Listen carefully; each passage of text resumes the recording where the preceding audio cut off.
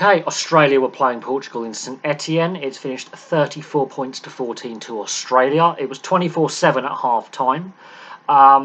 Australia were made, the scoreline flatters Australia. Yes, they took advantage of the Betancourt yellow card in the first half. In a 10-minute spell, they get 3 tries. But apart from that, they weren't overly impressive. I think the scoreline flatters them. The Portuguese played very, very well. It's that last little bit of execution. I think they should have had a penalty try. I think the on-field officials and the TMO have missed some pretty borderline tackles that I think should have been yellows, potentially reds. I think they've got lucky with the Karevi yellow. I think that potentially could have been a red. And as I say, I think Portugal should have had a penalty try. I think that's a cop-out by the officials. It's clear and obvious that maul, if Fessler doesn't take out the Portuguese player at the back by tackling him, is going to go over the line and he's going to score a try. So we could debate that one, but I will say this. Portugal, ball in hand running, that game against Fiji, regardless of the result, is going to be bloody entertaining, I tell you. Portugal, obviously their sevens programme is fantastic. They play like they're playing sevens for 80 minutes. That game against Fiji to end the pool stage for them is going to be one of the most fantastic games this World Cup is going to see. Both sides will just run everything. But let's break the game down, because there are some yellows in here and I think there's some other missed calls. The second half, Australia's discipline was absolutely abysmal. But Australia take the lead first through a Donaldson penalty, and that's on 4 minutes. And then they don't kick on, and then Portugal score one of the best tries of the tournament. It's a team try. Betancourt, he's had a mixed game. He scores a fantastic try in 12 minutes. He's the outside centre, but he's moved out onto the wing for this play. He's stayed out on the wing for several phases of play. He's held his width. Appleton, English name, but very, very Portuguese in his appearance, but English name, because a lot of English did settle in Portugal a couple of hundred years ago because of the wine trade. Appleton, the captain, that is a fantastic pass. Fantastic. And Betancourt, that's a brilliant try. And Australia, are behind. And I'm not surprised. They weren't playing well. And then the yellow card. Yeah, I think that's a fair yellow with what we've seen in the tournament with high contact. I don't think he's intentionally gone to hit the player in the head. The player is falling into him a little bit because there's a secondary tackler involved. But Betancourt, I think, we have seen him given as red though, but he's stationary in the defensive line. It's one of those upright tackles that World Rugby want to get out of the game. It's a rugby league style tackle, basically, which Rugby Union wants to get out of the game. It is a high tackle. It is a yellow. In commentary, Hugo Monya, while he was a decent player, he's a useless commentator. He's going, that should be red. No, it's a yellow. It's a yellow because there's mitigation. He hasn't driven into the head. He hasn't flown in with a swinging arm with no control. He's static and braced in the defensive line. So Hugo Monya, commentary is not your thing. But because of that yellow, we get 3 quick Australian tries in that 10-minute period, which wins them the game. This 10 minutes, they look brilliant. So Arnold, Parecki, and Bell score 3 brilliant tries, team tries. Suddenly things are working for Australia that haven't been so far in the tournament, and that's for 10 minutes. 10 minutes, they basically win the game. Now there's the Martin try that's disallowed because he goes into touch. Portugal haven't been fazed by this yellow card period. Yes, they've conceded 3 tries and the game is lost. And that's where Australia win the game, is that yellow card. They're still willing to attack from deep, run everything. They don't particularly want to kick from deep. They want to run. They're running some brilliant lines. Forwards, backs, the interplay, the offloads, absolutely fantastic. The handling skills, second to none. And they are offloads out the back, missed passes, brilliant lines run. He's tackled into touch. He does put the ball down, but his legs go into touch. But if that try had stood and he doesn't go into touch, that would have been possibly one of the tries of the tournament. Australia were all over the place defensively. What I've noticed with this Australian side, they're not very good defensively if there's quick ball out of a ruck or a maul. They shoot about the line individually, and we'll get to that in the second half with some of their one-on-one tackling. Well, I say borderline. I think Corabetti's lucky to stay on the field. Karevi's lucky it was only a yellow for his forearm smash. Is it one of the Australian centres tries to decapitate Marques, the Portuguese scrum half, with a late tackle. Their tackle discipline was shocking, their defensive discipline was shocking, and their overall team discipline was shocking in the second half. But it's 24-7 at half time. And that yellow card period is where the game is won. That's where Australia actually looked good, consistent with phases, actually completing phases, keeping hold of the ball, making right decisions by kicking for the corner, going for the driving line out. And they're doing the things that they should, just basics they haven't been doing up to this point.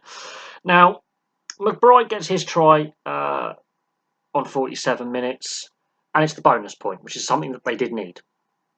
And that's a very well worked try. But then after that, they just stop playing. They do just stop playing. And Portugal is, yeah, it's tough. They've got a mountain to climb. And then we're now starting to see some of these late hits, no arm tackles, shoulder charges, and they're getting away with it, Australia. And then we have the disallowed try for the knock-on, which I think should have been a penalty try from the driving maul, where Fessler breaks off the rolling maul, and basically just tackles the player at the back. Seconds after, they are given a team warning for repeat infringements and too many yellow cards. Brain dead move. Why that isn't a penalty try, I know Tacker has, knocked it on, but why that isn't a penalty try is beyond me. I think it should have been a penalty try. But Fessler, that's a deserved yellow. Brain dead yellow to give away when you just had a team warning about discipline 30 seconds before. But this was after a good 10-12 minute spell where Australia was just defending for their lives. The Portuguese line running is fantastic. The handling skills is fantastic. It's that final third. But the Australian infringing, some of it was quite cynical. There were some suspicious tackles. Anyway, they get away with not conceding a penalty try. Now, the Karevi yellow for the forearm on Appleton.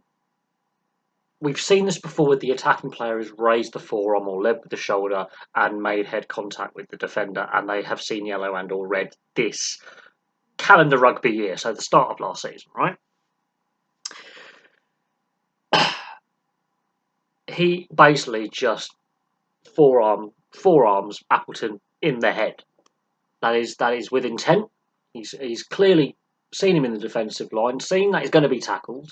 Now, yes, you can hand off, which is with the palm, not the forearm. He's gone for the forearm smash, and he's almost punched him with a closed fist. He's just gone like that. That to me should have been a red. This is where I'm a bit annoyed with this and frustrated with this review system where it meets the yellow card threshold. I think that should have been a straight red. Personal opinion. And that's not me wanting to see Portugal do well in this game. That's me objectively looking at the game. That should have been a straight red. And I will say this, in other sports, that is a suspendable offence. That action. In football or soccer for the Australians, a forearm smash like that, you're off. And you're getting suspended from 3 to 5 games for a forearm smash into the opponent's head. In ice hockey, that is classed potentially as deliberate head contact, 5-minute major, and a lengthy suspension. Ice hockey, and equally as brutal, if not one of the most brutal sports in the world, that is seen as a cheap shot foul play, and you're off. So how World Rugby are going, we've got a review system. It meets a yellow card threshold, and then we'll review it. He's lined him up, and he smashes him. Now, as I said, Australia were lucky, I think, to finish with a full complement of players, because there were some other tackles by Corabetti. He's had a few with no arms where he's basically shoulder charged players. One of the Australian centres, as I say, clothesline Marques in broken play with a late hit. There's been a few more late hits as well. And that just sums up this Australian side. Now, Shimonesh gets his try in 70 minutes, again from, rolling a ball line out, pinning Australia back. And guess what? Portugal haven't been put to bed by this Australian side. Now, Corabetti, who I think shouldn't have been on the field for some of his tackling, or shoulder charges, gets his try in 74 minutes, ends out the scoring. And then Portugal just want to keep throwing the ball around and just want to, have score as many points as possible and showcase their skills. They want to keep scoring. Australia get the ball dead. It goes to 80 minutes. And Australia don't want to keep the ball up. They want to keep it on the field. I have no idea why they're trying to do this. They've got the bonus point win. They're still technically in the World Cup, depending on other results and how other results go. I can't see them getting out pool stage. But, Portugal obviously want to score one final try for the fans. But Australia, this is where the game management in the second half, they're all over the place. Kick the ball out. Just kick it out. And they're trying to and they keep inviting Portugal back onto them. Now, this was a bit earlier in the game, and you're just thinking, keep it conservative a little bit, keep that cushion, just do the basics. They're still doing this in the 80th minute. Their game management was not great. Now, they've won the game in a 10-minute spell in the first half. Second half, they were shocking. Absolutely shocking. I think they should have, conceded a penalty try. I think the referee, with his touch judges, and then the TMO, have had a mixed bag of a game. They have missed some cheap shots, I think, by the Australians in defence. I can't argue the Betancourt one. I think that's an agreeable yellow. I think we can all agree on that. Fessler, stupid yellow to give away with that again. But the Karevi one just sums up where World Rugby have got this review system wrong. I honestly think that should have been a straight red. That is a deliberate forearm smash to the defending player's head. Even in rugby league, that's not allowed anymore. That's a reportable, sin-binnable offence. So I don't know, but this is the symptoms of an Eddie Jones team. The penalty count goes through the roof, and they end up with 13 players on the field at one point. So Australia, while they win the game, I'm not convinced by this Australian side. If they do get out the pool, they're going to get hammered in the quarterfinals. I can't see them doing anything, and I can't see Eddie Jones keeping his job personally. Portugal, apart from a little bit of execution in that final third, and we can always argue about, again, giving these tier 2 nations a bit more test matches on the test calendar. They're meant to be bringing that in 2026. I mean, come on. If they were playing a more regular test schedule outside of the European Rugby Championship, I think they nail some of those decisions in that final third. They get that execution a little bit right. But all the build-up play is fantastic. The handling skills, the commitment, the energy levels, the fitness levels. And a lot of these players are still part-time. They have been good value for money. That game against Fiji for Portugal is going to be so entertaining. That is the neutrals game to watch because they both have fantastic sevens programs. They both like running it from deep. They're both throwing it around. The handling skills are there. And Portugal got some very, very quick outside backs. And Fiji obviously want to go out on a high point and entertain. They didn't play particularly well against Georgia. They want to put down a statement for the quarterfinals. But this Australia side, I've got nothing against the players who've been selected, but this is not a very strong side. It's not a confident side. You can see that. I think Eddie Jones is out of a job, but I think Rugby Australia is going to be heavily criticised and under the spotlight. They already are being criticised on social media, in the media. I think the fallout from this World Cup for Rugby Australia, it's going to be big. Some heads are going to roll, and there's going to be a lot of questions asked. That was a really poor second half. They were only really good in the first half for that 10-minute yellow card period. Other than that, they didn't really show much. And yeah, questions have to be asked about the appointment of Eddie Jones, the sacking of Dave Rennie, and the long-term issues within rugby union in Australia that date back 2 decades that have been allowed to fester, that have ended up with this Australian side, which I've never seen an Australian Wallabies side play so badly, in victory or in defeat, doesn't matter, so badly at a World Cup. All 4 games, they have not been great. I've not been filled with confidence. They can't defend. They've got no defensive structure. None. Absolutely none. And they've only won, 2 games under Eddie Jones? Both in this World Cup against lower-ranked nations. and they've lost 2 games against Fiji and Wales. They won against Georgia and Portugal, but they weren't convincing in those wins. So let that sink in.